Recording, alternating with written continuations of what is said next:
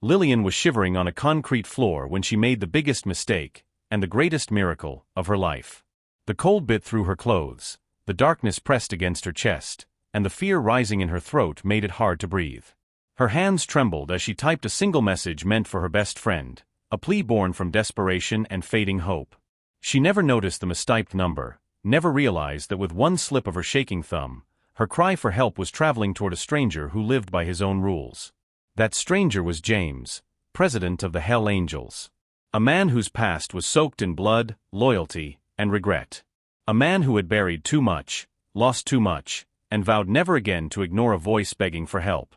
He didn't believe in coincidences, and when her message reached him, something deep inside him stirred. But what Lilian didn't know, what James couldn't know, was that before he saved her, someone else had already whispered her name into the wrong ears. Someone was planning to use her fear, her identity, to burn James's entire club to the ground. And her message was only the beginning. Before we begin, if you believe no woman should ever face danger alone, hit that subscribe button. Every subscription tells men like Mark that we stand together, and we will not be silent when someone cries for help. Lilian had never known cold could feel like another presence in the room, like something alive, something cruel. The concrete floor stole the warmth from her bones, and every shiver felt sharper than the last. Her breath came out in thin, trembling clouds, and somewhere deep in the wooden beams above her, the house groaned as if it too understood the danger she was in. She pulled her knees to her chest, trying to make herself small, trying to stay quiet, though she knew silence would not save her. The door at the top of the stairs loomed like a sealed vault, the only thing separating her from the man who had brought her here. Mark. The man she once believed was charming, attentive, safe. The man who now paced the farmhouse floorboards with a calmness more terrifying than rage. She had tried to break up with him. She had tried to walk away. But men like Mark didn't love, they possessed. And the moment she told him it was over, the mask he wore cracked in two. Down here in this basement full of dust and shadows, she understood just how far he was willing to go to maintain the illusion of control. Her phone rested in her trembling hands, its screen glowing weakly, the signal bar flickering like a dying candle. She had already tried calling. The line dropped instantly. She had tried sending her location, but the message hung unsent in the outbox. Now, all she had left was text, one text. One chance to reach someone, anyone, before Mark came back down those stairs to continue the conversation she never wanted to have. Her fingers stumbled as she typed, breath shaking so hard she could barely steady her grip. Help. He locked me in the basement. Old farmhouse past the mill. Please. I'm scared. She didn't think. She hit send. For 3 long seconds nothing happened. Then her stomach dropped. She saw the mistake. One digit. One tiny, stupid slip. The message didn't go to her best friend. It went to a stranger. A complete stranger who now held her terror in the palm of his hand. For a moment, the fear crushed her. What if they didn't answer? What if they laughed? What if Mark heard something and realized she had her phone? She almost spiraled, until the phone buzzed. A single vibration. One message. Her hands shook violently as she opened it. Who is this? Tell me where you are. The words were sharp. Direct. Nothing like her friend's usual tone. At first, panic surged again. Wrong number, wrong person, wrong life now in the hands of the unknown. But there was something else in the message too. Not disbelief. Not dismissal. Urgency. Someone had heard her cry. She typed back with frantic desperation, unsure what kind of man she was talking to, unsure if he was safe, but clinging to the tiny spark of hope his message planted in her chest. Upstairs, Mark's footsteps stopped. Silence spread across the floorboards like a warning. Lilian tightened her grip on the phone. Because down here in the cold dark, she had no idea that the man reading her words was someone who lived by a code. A hell angel who had once lost someone he loved, and vowed never to let another woman die reaching out for help. This basement wasn't just a prison anymore. It was the beginning. James Kane was finishing a late-night meeting in the back room of the Hell Angels clubhouse when his phone buzzed with a notification he almost ignored. Messages from unknown numbers were nothing new in his world. Some were threats, some were pranks, some were desperate pleas from people who didn't understand the kind of man they were reaching out to. But something, instinct, memory, that old ache he carried like a scar, made him look. One glance at the message stilled him. Help. He locked me in the basement. Old farmhouse past the mill. Please. I'm scared. James read it again, slower this time, the words burrowing under his skin. Fear had a tone. Panic had a rhythm. And this text carried both. Not performative fear. Not manipulation. This was raw terror. A familiar heaviness settled in his chest. His sister's face flashed in his mind, a memory that never dulled. He remembered the night she reached out for help and he hadn't been there fast enough. He remembered the guilt that never stopped bleeding, even years later. Now, here was another woman reaching into the darkness, hoping someone, anyone, would hear her. And somehow, she had reached him. The president of the Hell Angels. A man feared by many, respected by few, trusted by almost no one. A man who didn't believe in mistakes. Not anymore. He typed back. Who is this? Tell me where you are. He expected the message to hang, unsent. He expected silence. But his phone buzzed again only moments later. Her reply was scattered, shaking, words tripping over one another as if she were typing while looking over her shoulder. My name is Lilian. I'm locked in a basement. My phone barely works. Please don't hang up. Please. I don't know who else to reach. James exhaled slowly, the weight of her fear settling on him like a command rather than a request. He rose from his chair, and every movement in the room seemed to pause around him. His men, rough, tattooed, loyal, watched him with silent curiosity. They knew that look. They'd seen it only once before. A protector had awakened. He answered her again, his tone steady and controlled, the way a man speaks when he intends to get someone out alive. I'm not hanging up. Stay with me. Tell me everything you can about the house. What do you hear? What's around you? Anything helps. A pause. Then another vibration against his palm. I hear him upstairs. I think he's coming back soon. I don't know what he'll do. James's jaw tightened. He didn't need her to say more. This wasn't a misunderstanding. This wasn't a lover's quarrel. This was a woman trapped in a basement by a man who believed he owned her. He turned to his men. Gear up. They didn't ask why. Because when James Cain's voice carried that quiet, lethal calm, it meant someone was about to be saved, or someone was about to be stopped. Once James gave the order, the clubhouse shifted from casual noise to sharpened purpose in a matter of seconds. The Hell Angels didn't question him, not when his voice carried that low, controlled edge. They had seen the storms behind his eyes before, the kind that meant he wasn't acting on impulse but on instinct. The kind that meant somebody out there was running out of time. Outside, the night was thick, the kind of darkness that absorbed the glow of streetlights and muffled sound. Engines rumbled to life one by one, the deep thunder of Harley pipes rolling across the gravel like a warning to anyone foolish enough to stand in their way. James moved with unshakable precision, strapping on his cut, checking the pistol holstered beneath his jacket, not for show, but because a man who locks a woman in a basement rarely stops there. His phone buzzed again. He's walking around upstairs. I'm trying not to make noise. I don't know what he wants. Please hurry. Her fear slipped through each letter. He felt it. He remembered it. His sister had sent a similar message once, just one. And he had been minutes too late.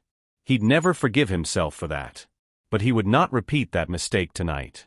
He typed with steady fingers, even as the urgency built inside him. I'm coming. Keep talking to me if you can. You're doing everything right. Her reply came quickly, though her words trembled.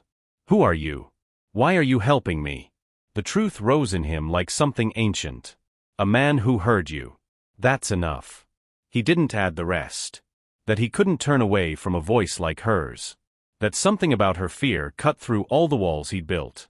That tonight felt like a crossroads he had been unconsciously waiting for.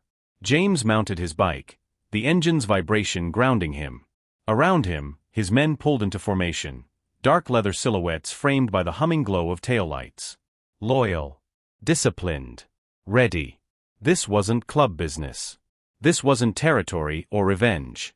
This was James's personal code. No woman cries for help into the dark while he's breathing on the same earth.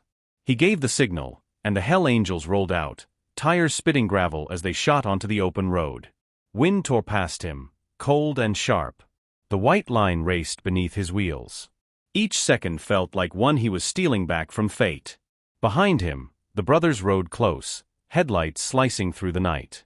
Ahead of him, somewhere past the abandoned mill Lilian had mentioned, stood a farmhouse with a man who believed she was his to break. James leaned forward, pushing the throttle harder. Because for the first time since losing his sister, he could feel it, a chance to rewrite the ending he'd never been able to change. And he wasn't about to let that chance slip away.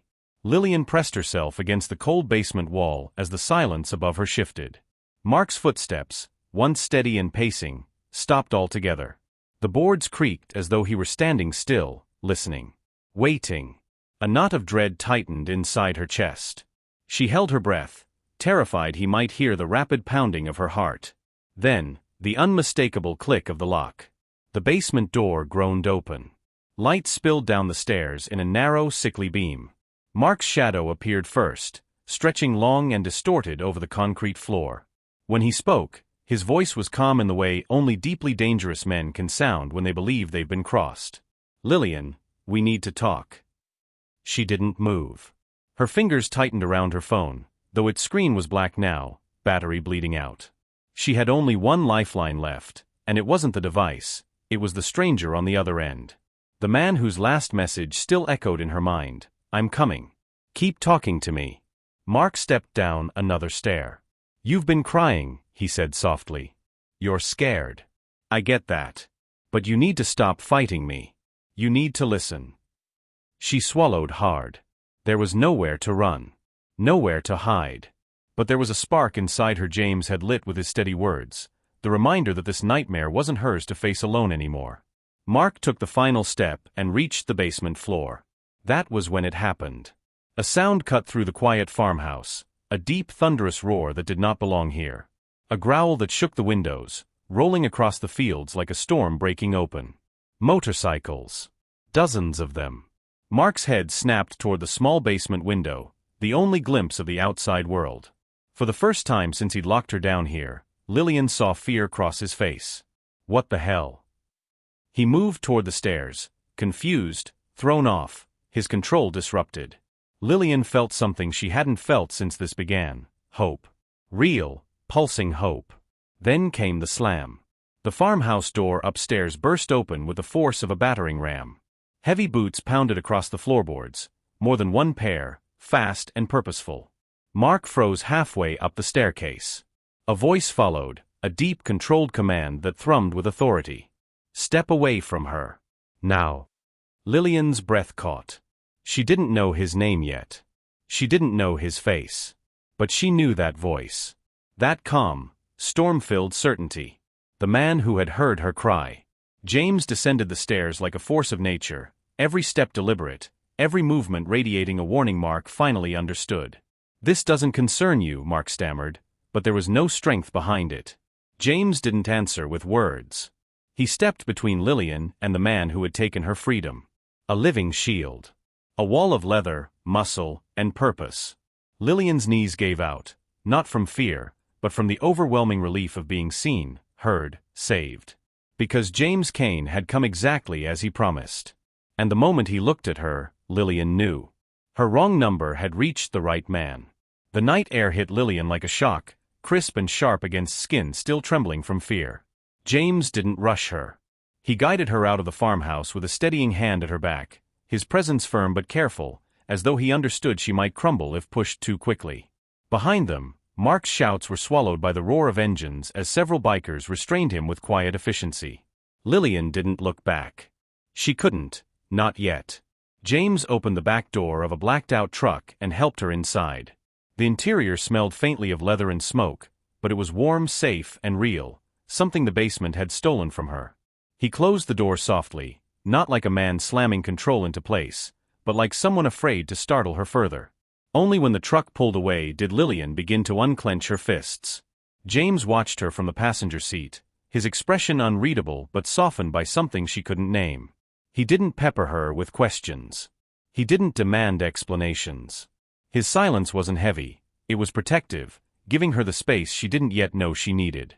When the truck rolled through tall gates and into a compound lit by low amber lights, Lilian felt an unfamiliar emotion rise in her. Safety. The Hell Angels were an intimidating sight: leather tattoos, hardened faces, silent strength, but none of them looked at her with suspicion. Not one looked at her with the hungry, possessive glare she had come to fear.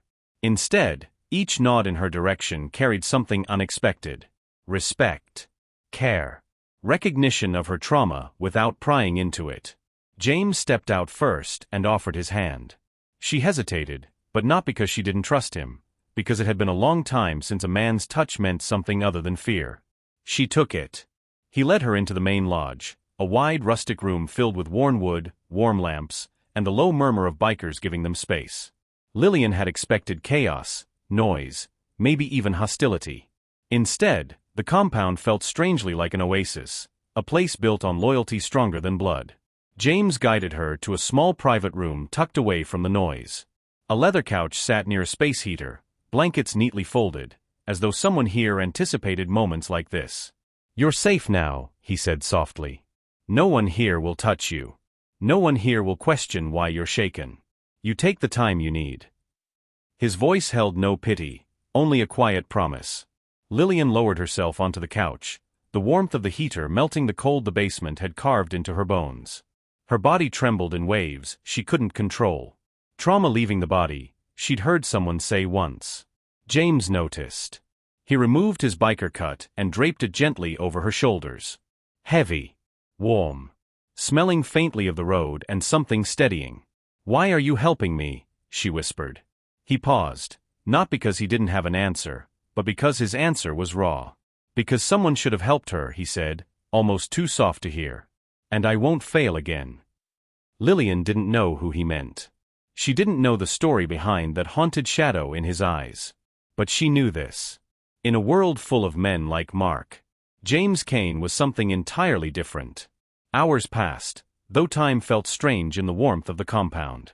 For the first time since Mark locked her away, Lilian's body began to thaw, not just from the cold, but from the terror lodged inside her. She sat on the couch wrapped in James's heavy leather vest, the weight of it grounding her in a way she didn't understand. It felt like armor, borrowed but protective. James remained nearby, never hovering, never demanding. He leaned against the opposite wall, arms crossed loosely, eyes steady but gentle. He seemed to understand something many people didn't, that silence could be healing, that forcing words too soon could shatter someone already holding themselves together with trembling hands. When Lilian finally did speak, her voice was small, as if she were relearning how to use it. "Did you really come just because of a text? From a stranger?" James inhaled deeply before answering, his gaze dropping for a moment to the floor, as though saying the truth required looking inward rather than outward. "No," he said. "I came because I've been where you are. Not in that basement, but in that fear. I know what it's like to cry out and wonder if anyone out there cares enough to answer." Lilian studied him. There was something in his voice, a fracture hidden beneath strength. She didn't know his story, but she could feel the weight of it settling between them like unspoken grief. "What happened?" she asked quietly. James looked up again, meeting her eyes. He held her gaze for several seconds, long enough that she sensed the internal debate: tell her, or stay silent. Vulnerability was not a language men like him spoke easily. "My sister," he said finally, each word carved from memory. "She asked for help once. I didn't get to her in time." The sentence was simple, but the sorrow beneath it was not. Lilian felt it hit the room like a quiet earthquake, no theatrics, no need for elaboration. Some pain didn't require details to be understood. "I'm so sorry," she whispered. He nodded once. Not dismissively. Acceptingly. "That's why your message mattered," he continued. "I don't believe in coincidences. Not anymore. You reached me because you needed someone who would come. And I reached you because I needed," he stopped, jaw tightening slightly. "I needed to not fail again." His honesty settled over her like a warm blanket, unexpected, disarming, deeply human. Lilian realized then that James wasn't just strong, he was wounded. And that wound made him dangerous to those who harmed others, but gentle to those who suffered. She pulled his vest tighter around herself, comforted not only by its weight but by the man who offered it without hesitation. "Thank you," she murmured. "For coming. For not questioning me. For believing me." James pushed off the wall and crouched to her level, close enough for her to see the sincerity etched into the lines of his face. "You don't owe me thanks," he said softly. "You saved yourself the moment you reached for help. I just stepped into the path you already started." Her chest tightened, not from fear, but from something she hadn't felt in months. Trust. James stood again, giving her space. Outside the windows, the compound had gone quiet, the night settling into peaceful stillness. Inside, however, something new was forming, fragile yet real, delicate yet undeniable. Lilian wasn't sure what to call it yet. But she knew this. For the first time in a long time, she felt seen. For the first time in a long time, she felt safe. And for the first time in her life, she knew what it meant for someone to show up, not out of obligation, not out of control, but out of choice. And that choice was already changing her. If you believe no one should face their pain alone, hit that subscribe button. And comment, "I stand with Lilian," if you believe every survivor deserves someone who listens, and someone who shows up.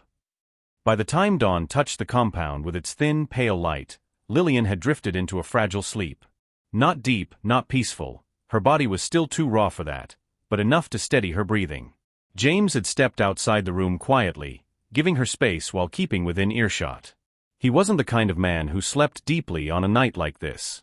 Not when vulnerability moved freely under his roof. He walked the hallway with the weight of responsibility settling onto his shoulders, old instincts sharpening with every step. Saving someone was one thing. Keeping them safe afterward was another. And James had learned the hard way that danger rarely stayed where you left it. Outside, the compound was waking. Engines turning over. Men preparing for the day. A dog trotting along the fence line with its tail flicking like a metronome. Ordinary sounds, yet James felt a tension beneath them. A hum just out of reach. He paused near the gate, his gaze narrowing. Something was off. The dirt near the fence line bore prints, fresh ones, too light to be from a boot, too shallow to belong to one of his men. They traced a path along the outer wall, stopping near a camouflaged section of brush before turning back toward the tree line. Someone had been here. Watching. James knelt, fingers brushing the disturbed earth. It wasn't unusual for curious strangers to approach the compound. People often feared or admired the hell angels from afar. But the pattern wasn't random. These prints lingered too long in one place. Long enough for someone to study the layout. Long enough for someone to stare through the cracks.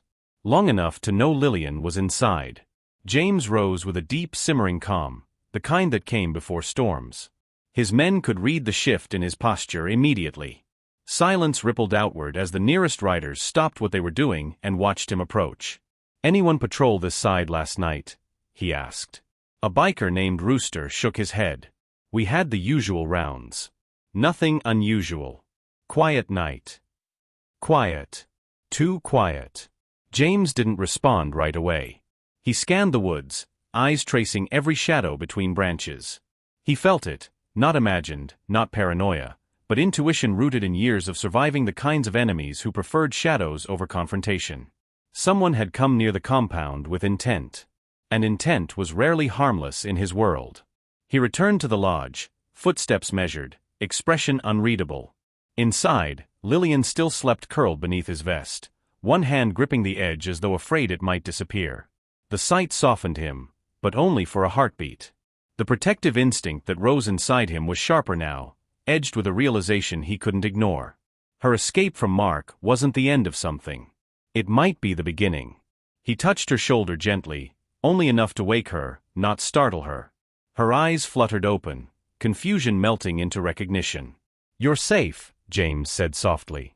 But in the quiet space between his words, something unspoken lingered. "For now.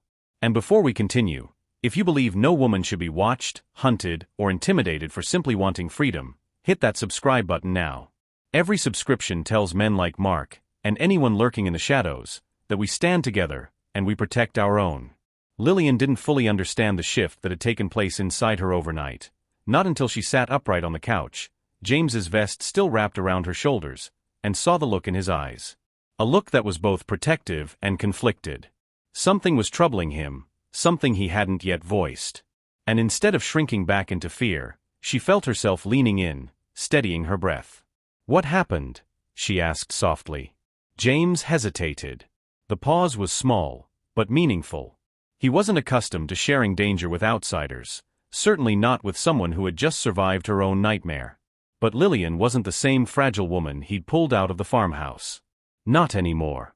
There was a steadiness in her eyes he hadn't expected to see so soon. A flicker of courage awakening from somewhere deep. "We had someone near the compound last night," James finally said. "Someone watching." Her breath hitched, not in panic, but in awareness. The threat she'd felt in that basement. It wasn't finished with her yet. James continued, "Prints outside the fence.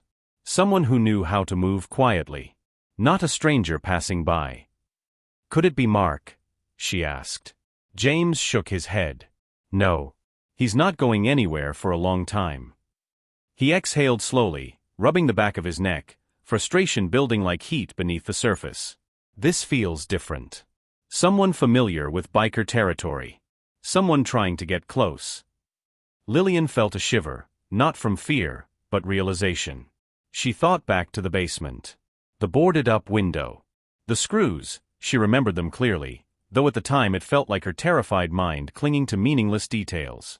But the screws, they had stood out. Thick, industrial, almost identical to the screws she had seen used around the compound gate when a door hinge was being repaired hours earlier. Her eyes widened. "James," she whispered, "what kind of screws do you use on the compound's outer doors?" He blinked, caught off guard. "Heavy gauge, hex head industrial." "Why?" She sat up straighter, a mix of adrenaline and clarity rushing through her. The basement window.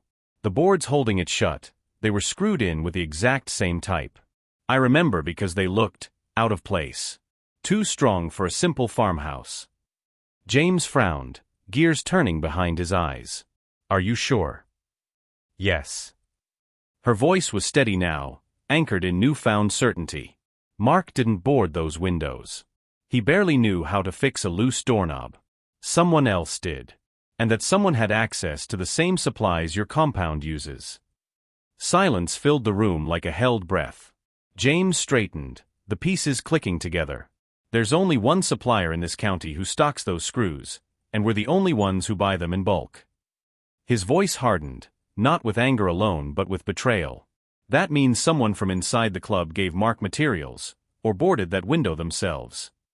Lilian watched the realization transform his face from protective calm to cold calculation. Not the cruel kind. The kind that belongs to a man who has been blindsided once and refuses to let it happen again. He moved toward the door, but Lilian caught his arm, not to stop him but to steady him. "James, who in your club has access to those supplies?" He answered without thinking. "All officers. My second in command. The quartermaster." And his jaw tightened. "Thomas." "Thomas," she repeated, tasting the name, letting it settle. "Has he acted strange lately? Asked questions about me? About where I came from?" James stared at her. "Yes," he said quietly. "He asked how you found the farmhouse. How you escaped. Too curious for someone who wasn't there." Lilian felt her pulse race. "Mark never boarded that window. Someone trying to keep me in, or keep others out, did. Someone who wanted me trapped long enough to be used." James inhaled sharply. "Used." The word hit him like a punch. Lilian pressed on, courage rising like a tide. "James. Thomas knows the compound inside and out. If someone wanted to frame your club, or start trouble, they'd need access. They'd need someone who could move unnoticed. Someone you trust." The truth landed with quiet violence. Thomas. A man James had ridden beside for years. A man he considered loyal. A man who now stood at the center of a puzzle Lilian had unknowingly helped piece together. James looked at her, something fierce and admiring unfolding in his expression. "You saw what none of us did," he said.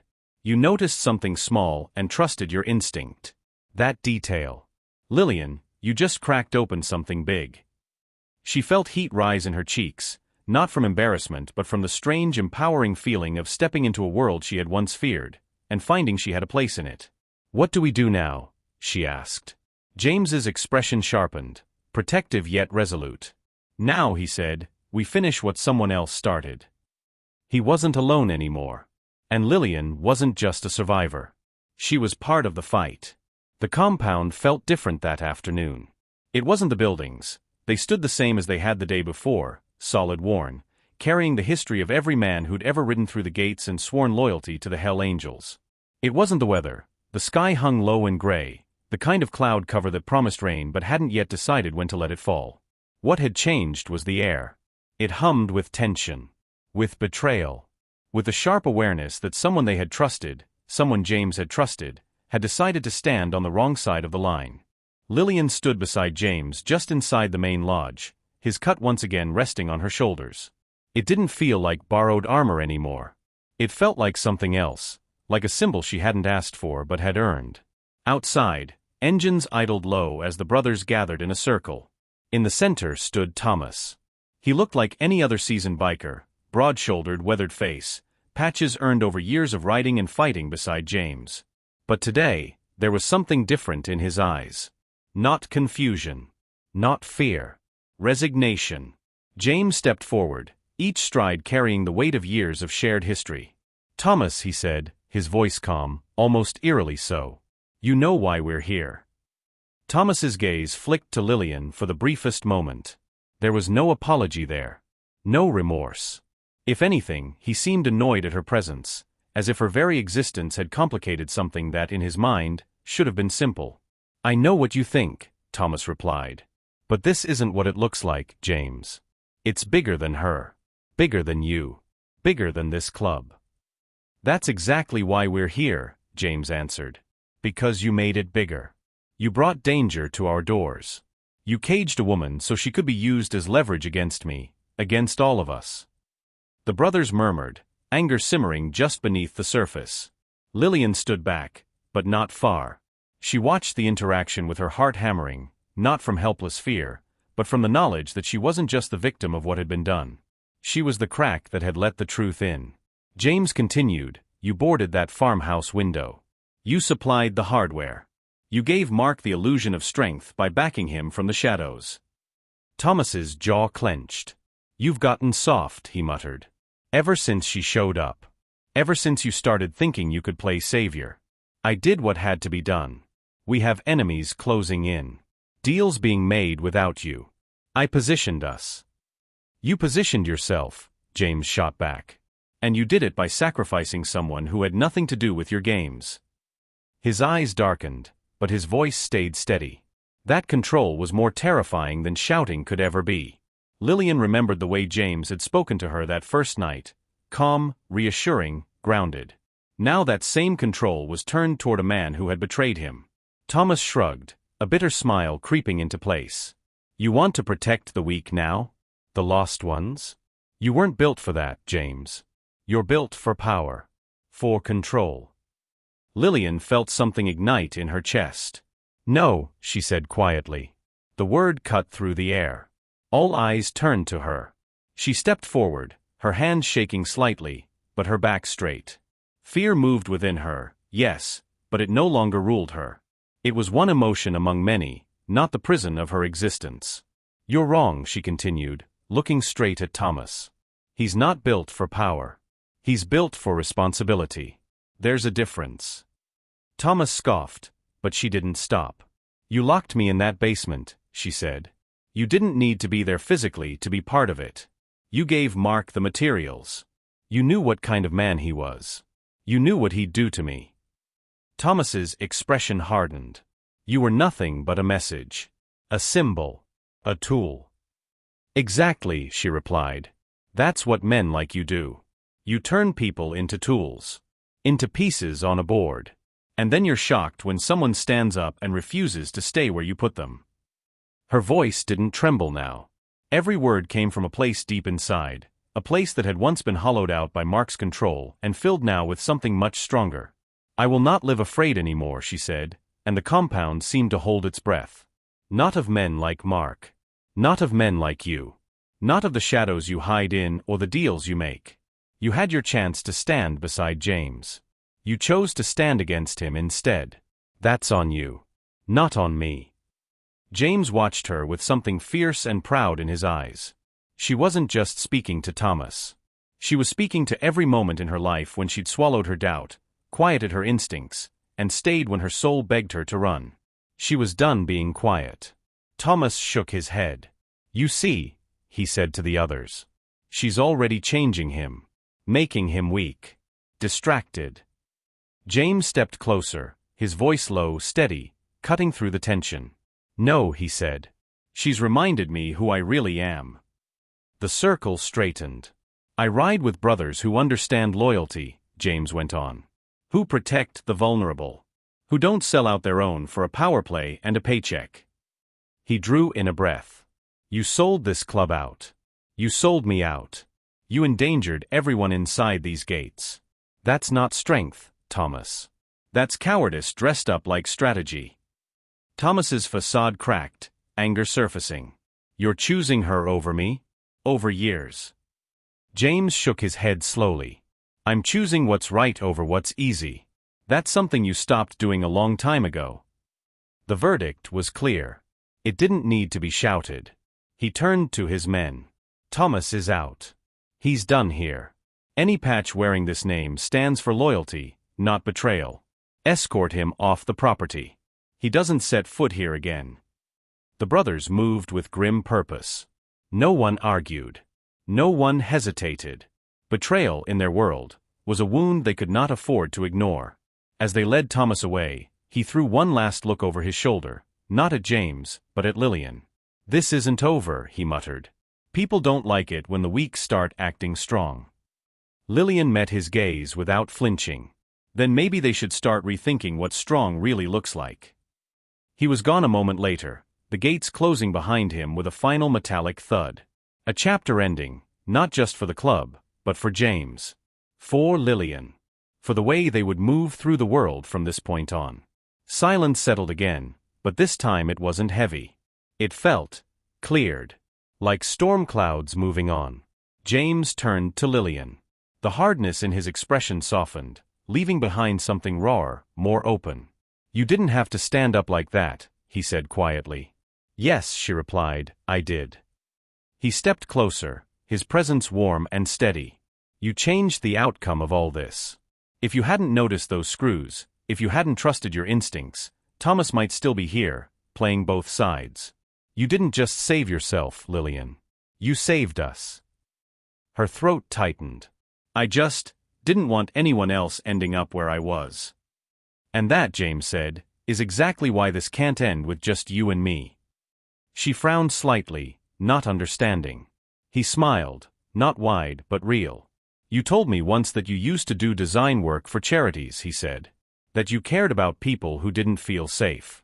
About giving them shelter. Support." She nodded slowly. "Well," he continued, "I've been thinking. The Hell Angels have a reputation. Some of it earned. Some of it exaggerated. But reputation can be turned into something else if we're deliberate about it." "How?" she asked. "By opening our doors," James said. "Not to everyone. Not recklessly. But to the right ones. The ones like you. The ones who need help, protection, resources, and don't know where to go. I want to use our reach to build something bigger than just a club. A network. Safe houses. Outreach. Real community work. Women's shelters. Programs for kids who are one bad decision away from ending up in debt to the wrong people." He looked at her with a softness that made her chest ache. "And I want you to help lead it. Design it. Shape it. Put your mark on something that outlives both of us." Lilian felt tears prick at the corners of her eyes, not from sadness, but from a deep, overwhelming sense of purpose. The basement had broken something inside her. But here in this compound, beside this man, something else was being rebuilt. Not the old her. Something stronger. "Are you sure?" she whispered. "I've never been more sure of anything," he replied. "You turned your own pain into a path out. Imagine how many others you could guide if we gave them a place to land. A place where nobody ignores their cries for help." She nodded, emotion swelling. "Then let's do it. Let's make sure no one feels as alone as I did in that basement." James reached for her hand, not as a savior now, but as a partner. "Together," he said. "Together," she echoed. And as they stood there in the center of the compound, surrounded by men who had seen both the worst and the best of the world, something became clear. Their bond wasn't built on danger. It had been forged in it. Danger had introduced them. But loyalty, kindness, and choice were what would carry them forward. Lilian wasn't just the woman who texted the wrong number anymore. She was the woman who turned that mistake into a mission. And James wasn't just the biker who came when she called. He was the man willing to reshape his world in the image of the strength he saw in her. The narrator's voice settles, turning from story to invitation. If you believe loyalty and kindness win over fear, smash that like button. And comment no more lies if you stand with Lilian and the Hell Angels.